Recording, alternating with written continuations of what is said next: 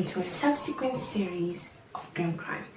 If you're already a subscriber, I'd like to thank you very much. And for ones who are new to my channel, please do subscribe and do not forget to hit the notification bell for consistent content.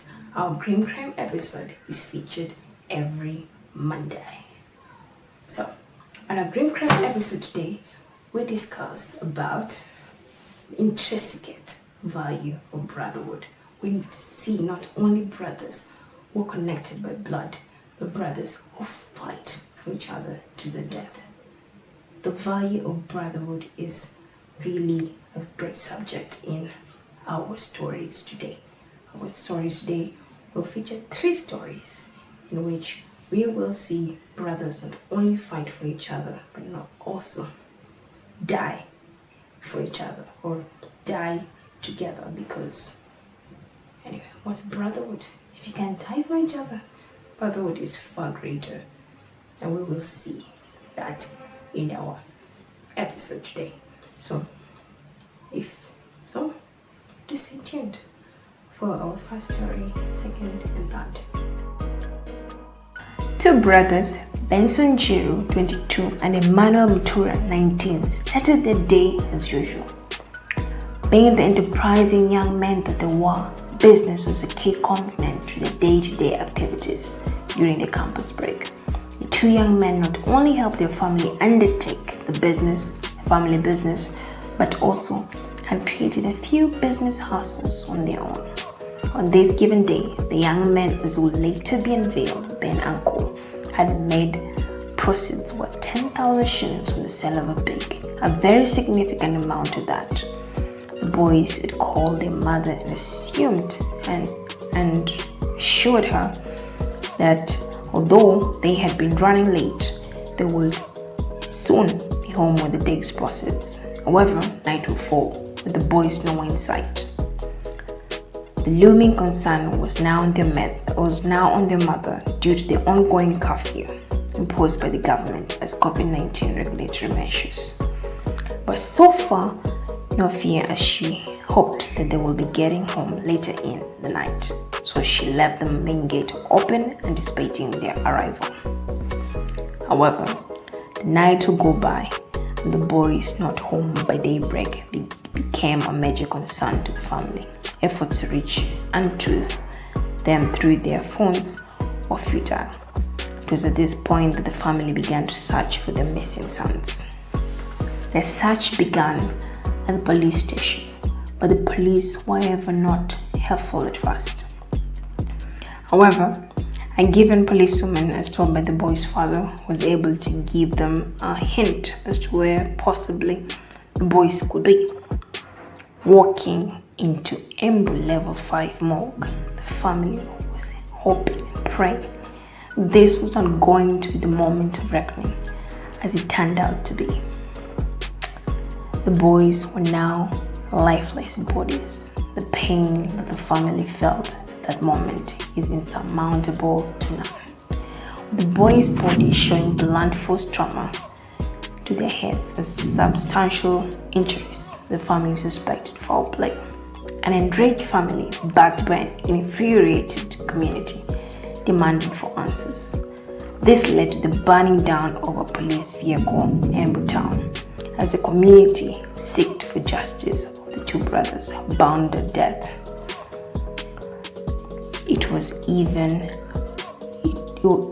There was even a hashtag in Kenyan Twitter, "Justice for the Kianjokoma brothers." This garnered sentiments from the president, politicians, as well as even the police commissioner to weigh in a word. In the occurrence, the family was also visited by the CS of Defense, Matiang'i, and police commissioner as they condoled with their sons. With them, due to the public outrage and key politicians weighing a word in the case, 6 police officers, who were the arresting officers, were subsequently arrested and charged on murder. With the case ongoing, time will tell if justice will truly be served. A defining moment, the mother who lost her sons during an interview by the Standard.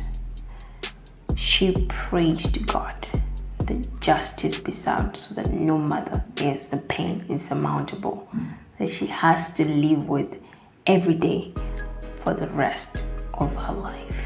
It was going to be a fun-filled night as presumed by four young men, two brothers, Fred Moretti, 30, and Victor Mwangi, 25, with their cousins Mike Onduso, 29, and Nicholas Musa, 28, to commemorate the birthday of one of them, Victor Mwangi, who just turned 25 on that given day.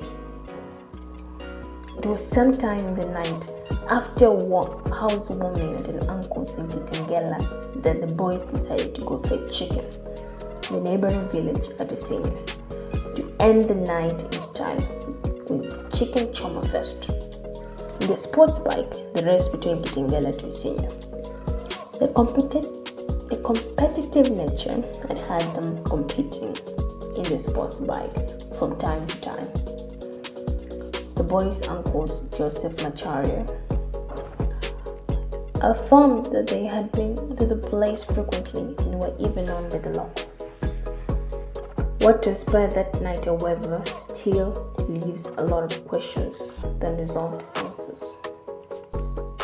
At about 11 p.m., as they were heading home after fetching chicken, one of the boys' bike experienced mechanical technicality. And in the spirit of brotherhood, none of the boys left the spot. They helped him try to fix his bike. It is then said that a herdsman seeing a stranded lot of men in the dark speculated them to be cattle rustlers. The Maasai people are known to be cattle keeping community and will do anything to defend their cattle. So when the man raised the alarm, an angry mob, armed with spears, cornered the young men. Defenseless, armed, enraged, upon by an angry mob, the young men were cornered, and in their painful last moments, they knew that their end had come. They wailed and screamed, but to no avail. The raging mob was baying for their blood, speared, and with a blood-forced trauma to their head, the young men stood no fighting chance of life, and just like that, they were gone. The mother to the two boys, Lucy and Jerome, getting wind of what happened to her son, was hospitalized. Her only children and sons were gone, and life seemed so meaningless. It took her great strength to amass the courage to attend her son's funerals. Well, a few weeks later, 40-year-old man by the name Benson Olemengai was arrested on charges of murder as a presumed mastermind to the killings of the young men. His cooperation is needed to nab all the remaining culprits. Following the death of the four young men, Border Association of Kitengela, alongside dreadlocked men, went on a peaceful demonstration to demystify the fact that people of a given look, dreadlocked men, were assumed to be criminals, and their looks were not a determinant factor of who they really were. And Robert Fuller, a 24-year-old man in Los Angeles, was a man full of life. Hence, his sudden death came as a shock to his family, who could not believe the police preliminary investigation conclusion that the young man had committed suicide. In June 2020, Robert Fuller was found hanging from a tree in Palmdale. The family speculated that suicide was staged. The sheriff department was blamed for quickly determining the death as suicide. Soon later, the country that was on heat during the wake of George Floyd's death and in the heat of racial tension due to police brutality had led the community to believe that the young man's death could have been attributed to police cover-up. The community rallied to seek justice for Robert Fuller, and thorough investigation done to confirm what really happened to the young man. Famous celebrities like Kim Kardashian weighed in on their opinion on the matter and sought for the truth in concerns to its demise. Not only were the police on the spot, but the purported white supremacists that had had a signature killing of hanging black men on trees historically. Hence, the variant rumors were reiterated. However, in a rather sad twist of events, Robert Fuller's half-brother Jamal Bone was killed in a shootout with the police. At first, the public speculated this to be related to his brother's death. However, a police statement stated that Jamal Bone was facing 288 charges, and one of the victims was deemed to be his girlfriend's daughter. Other charges trumped on him included spousal abduction. Whether Jamal Bone's death was directly related to his brother's death or not became a matter of speculation. The family of the brothers refuted the police statement on Jamal Bone and deemed it as unfounded and fabricated. These were cases that not only touched the nation in recent times by a storm because, one, this included the loss of young lives.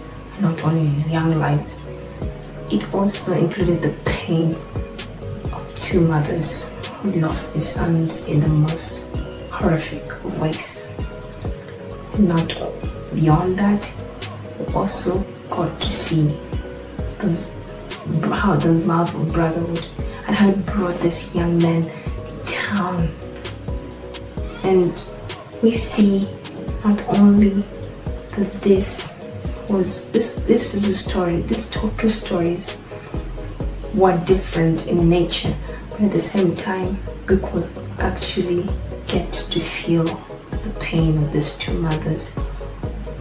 Each mother felt very, very, and the nation itself was very sad. Not just sad, but we had a president coming in, we had the cabinet secretary of defense coming in, we had politicians weighing in, just because these were sons of the nation, and they died in very traumatizing ways. And to make matters worse, by public view, these were very innocent people. If somebody dies by virtue of guilt, it's understandable. Nobody would be questioning that. People would be like, you did something wrong for some reason. Maybe it's karma. But these were young men who had brilliant futures. And that's why the cases really touched the heart of the nation. The Kianjokoma brothers, we hope that justice in due process will find its course, and the 6 policemen who were involved will be able to face justice. And his level of patience, and at the same time, as we seek for justice, we also hope that this will not be able to happen to another family, because that is what the mother of the Kianjokoma brothers cried, and she hoped and she prayed that this never gets to happen to another family, because the pain is beyond, it's insurmountable. You cannot even begin to imagine unless you're a mother. Meaning that there's some pains that if you've not lived through the situation, you cannot imagine that pain is to that level. And the Kitengela brothers, the mob justice is a mob mentality. So if this justice does take place and the perpetrator who was arrested comes to book, and is able to help the police through the investigation.